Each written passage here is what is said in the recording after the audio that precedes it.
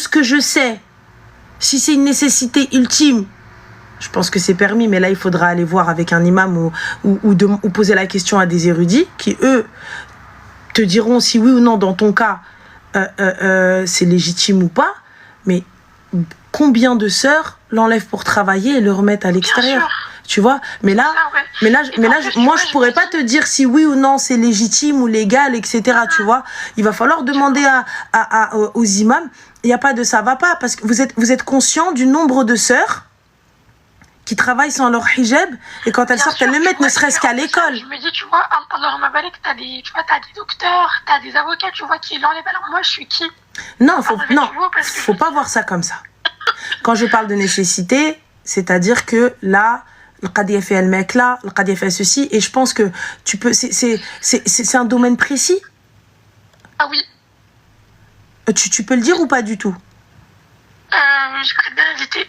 D'accord. Mais enfin, tu vois, c'est un domaine dans lequel en France c'est très compliqué de rester avec.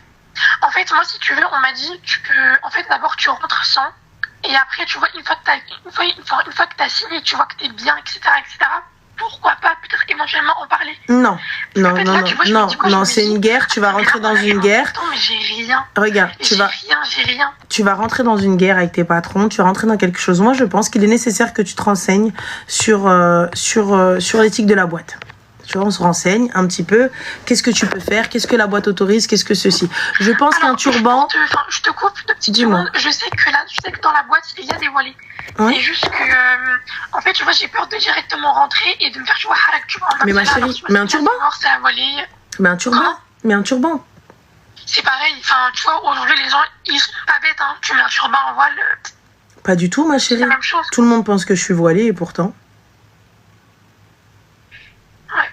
En fait, tu vois, et d'un autre côté, je me dis, comment je peux espérer avoir quelque chose et avoir dans la baraka de... Enfin, comment je peux espérer avoir de la baraka dans quelque chose, alors que je me dis, je désobéis à Allah, tu vois. Mais regarde, là, c'est-à-dire que on passe pas l'étape de territ.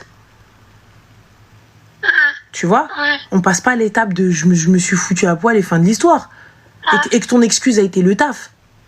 Parce que en soi, en vrai de vrai, que tu l'enlèves ou tu le gardes, c'est propre à toi-même, c'est ton choix, t'en fais ce que tu veux.